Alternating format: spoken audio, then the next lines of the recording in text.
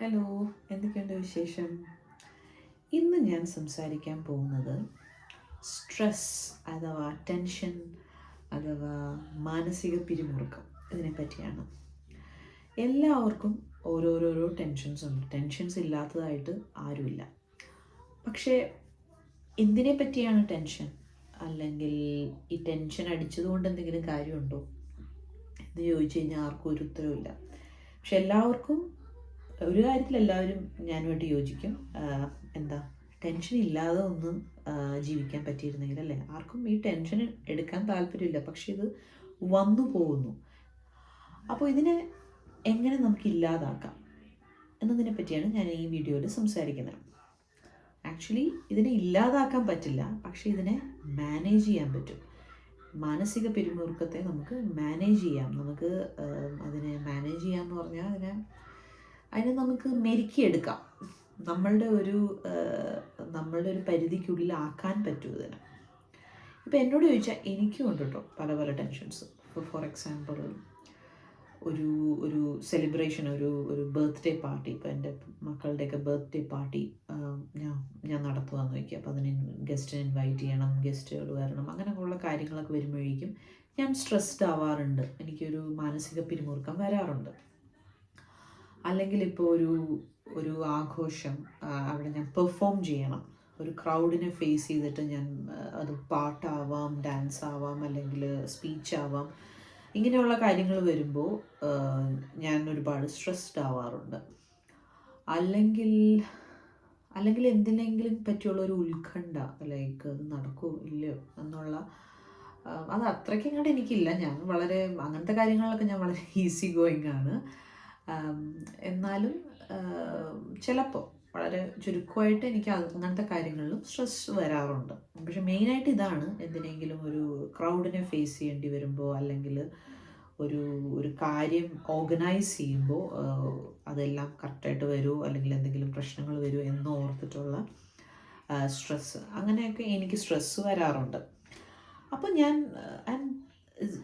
Actually ഇത് വളരെ ബുദ്ധിമുട്ടാണ്. ഈ സ്ട്രെസ്സ്, നമ്മളൊരു കാര്യം ചെയ്യുന്നതിനിടയിൽ സ്ട്രെസ്സും കൂടെ വരുമ്പോൾ അത് നമ്മുടെ ഇറ്റ് അഫക്ട്സ് ദ പെർഫോമൻസ് അല്ലേ. നമ്മളാ ചെയ്യുന്നതിനെ അത് അഫക്റ്റ് ചെയ്യും. ആൻഡ് നമ്മൾ വല്ലാണ്ട് ഡ്രെയിൻ ഔട്ട് ആവും, ഭയങ്കരമായിട്ട് ടയേർഡാവും ഈ സ്ട്രെസ്സൊക്കെ കഴിയുമ്പോൾ. അപ്പം ഞാനിങ്ങനെ ചിന്തിച്ചു, ഇത് ഇങ്ങനെ പോയാൽ ശരിയാവില്ലല്ലോ, ഞാൻ why should I get stressed? അപ്പം ഞാനത് മനസ്സിലാക്കി. ഞാൻ നേരത്തെ പറഞ്ഞില്ല, ഇതിനെ എലിമിനേറ്റ് ചെയ്യാൻ പറ്റില്ല, I can only manage it. അങ്ങനെ ഞാൻ വീണ്ടും എന്നോട് തന്നെ ഇങ്ങനെ എന്നിലേക്ക് തന്നെ എന്നെപ്പറ്റി തന്നെ ചിന്തിച്ച് എങ്ങനെ ഇതെനിക്ക് മാനേജ് ചെയ്യാൻ പറ്റും. അപ്പോൾ അതിന് ഞാൻ കണ്ടെത്തിയ കുറച്ച് ട്രിക്സാണ്. ഒന്നാമത്തെ കാര്യം, പ്ലാൻ എഹെഡ്. നന്നായി പ്ലാൻ ചെയ്യുക കാര്യങ്ങൾ. അതായത് ഇപ്പോൾ ബർത്ത്ഡേ പാർട്ടി നടത്തുകയാണ് അല്ലേ, എല്ലാം ആ ലാസ്റ്റ് മിനിറ്റിലേക്ക് വെക്കാതെ ഇഫ് ഐ പ്ലാൻ എഹെഡ്, കുറേശ്ശെ ആയിട്ട് എല്ലാം പ്ലാൻ ചെയ്ത് വന്നാൽ ബർത്ത്ഡേ ദിവസം വരുമ്പോഴേക്കും നമ്മൾ ഒരു 10 കാര്യങ്ങളിൽ 9 കാര്യവും ചെയ്തിട്ടുണ്ടാവും. ചിലപ്പോൾ ഒരു കാര്യം എങ്ങനെ അത് വരുള്ളൂ, അല്ലെങ്കിൽ 10 ചെയ്തിട്ടുണ്ടെങ്കിലും ചിലപ്പോൾ ഒരു അൺഎക്സ്പെക്റ്റഡ് ആയിട്ട് ഒരു കാര്യം നമ്മൾ വിട്ടുപോയത് നമുക്കന്ന് ചെയ്യാൻ പറ്റും.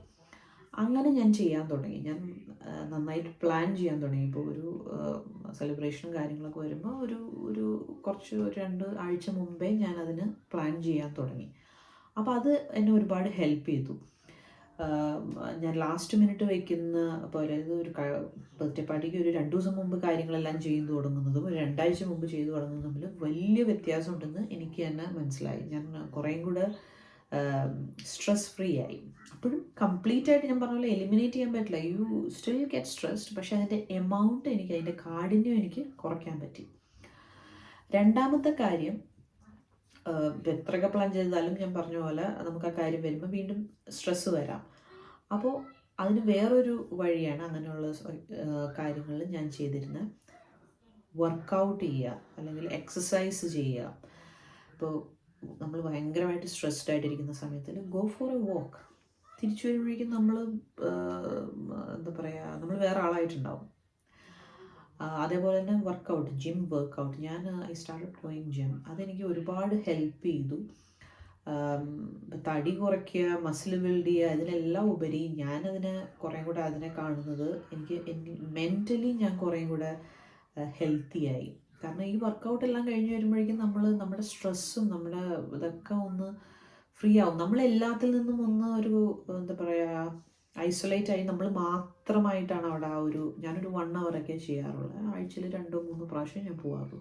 പക്ഷെ ആ പോകുന്ന ടൈമിൽ ഞാൻ I'm away from everything. എല്ലാവരിൽ നിന്നും ഫാമിലിയിൽ നിന്നും ഒക്കെ വർക്കിൽ നിന്നും ഒക്കെ നമ്മളൊരു കട്ട് ചെയ്തിട്ടാണ് ഈ ജിമ്മിൽ പോകുന്നത്. നമ്മൾ അതിലേക്ക് മാത്രം ആ ജിം എന്ന് പറയുന്ന ആ ഒരു കാര്യത്തിൽ മാത്രം ഫോക്കസ് ചെയ്ത് ഞാൻ എന്തെങ്കിലും മ്യൂസിക്കൊക്കെ കേട്ട് അല്ലെങ്കിൽ എന്തെങ്കിലും ന്യൂസോ എന്തെങ്കിലുമൊക്കെ കേട്ട് വർക്കൗട്ട് ചെയ്യും. അപ്പോൾ അതെന്നെ ഒരുപാട് ഹെൽപ്പ് ചെയ്യുന്നുണ്ട്. ഈ സ്ട്രെസ് എന്ന് പറയുമ്പോൾ എന്തെങ്കിലും സ്ട്രെസ്സ് മാത്രമല്ല, ഇപ്പം നമുക്കിപ്പോൾ ഒരാളോട് ദേഷ്യം വന്നപ്പോൾ എനിക്ക് വല്ലാണ്ട് ദേഷ്യം വരുന്നു ആ ഒരു കാര്യത്തിൽ, അതായത് ഇപ്പോൾ എന്തെങ്കിലും എന്നോട് പറഞ്ഞിട്ട് എനിക്ക് ഭയങ്കരമായിട്ട് ദേഷ്യം വന്നു എന്നാൽ എനിക്ക് ഫൈറ്റ് ചെയ്യാനൊന്നും താല്പര്യമില്ല.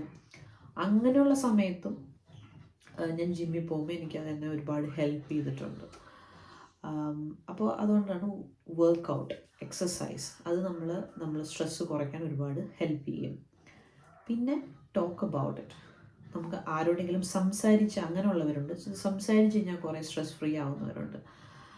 എനിക്കത് അത്രയ്ക്ക് അങ്ങോട്ട് എന്നെ ഹെൽപ്പ് ചെയ്യാറില്ല. പക്ഷേ വളരെ ചുരുക്കം ഒക്കേഷനുകളിൽ എനിക്കത് ഹെൽപ്പായിട്ട് തോന്നിയിട്ടുണ്ട്. പക്ഷേ അത് ഞാൻ പറഞ്ഞ പോലെ അഗെയിൻ നിങ്ങളെപ്പറ്റിയും കൂടെ ചിലർക്ക് അതായിരിക്കും കൂടുതൽ ഹെൽപ്പ് ചെയ്യുക. സംസാരിച്ച് കഴിയുമ്പോൾ തന്നെ അവരൊന്ന് സ്ട്രെസ് ഫ്രീ ആവും. അപ്പോൾ അതുകൊണ്ട് തന്നെ നമ്മൾ സംസാരിക്കുക. എനിക്കിത് എൻ്റെ കാര്യത്തിൽ വെരി സ്ട്രെസ്ഡ് അബൌട്ട് ഇറ്റ്.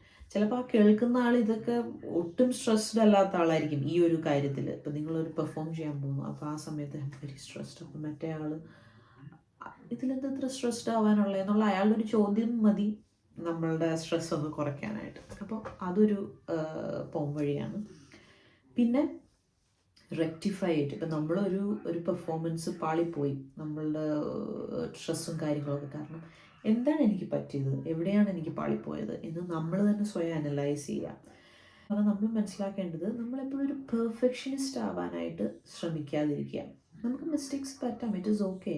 ഈ പെർഫെക്ഷനിസ്റ്റ് എന്ന് പറയുന്നത് നമ്മളെ തന്നെ വിലയിരുത്തുന്ന ഒരു കാര്യമാണ്. നിങ്ങളൊന്ന് മനസ്സിലാക്കണം. ഇപ്പം ഞാനൊരു പാർട്ടി അറേഞ്ച് ചെയ്തു. അതിൽ കുറച്ച് ഫുഡൊക്കെ ഒരു 5-6 ഫുഡ് ഞാൻ സെർവ് ചെയ്തതിൽ ഒരു ഫുഡ് അത്ര ടേസ്റ്റി ആയില്ല, അതിനത്തിരി എരിവ് കൂടിപ്പോയി.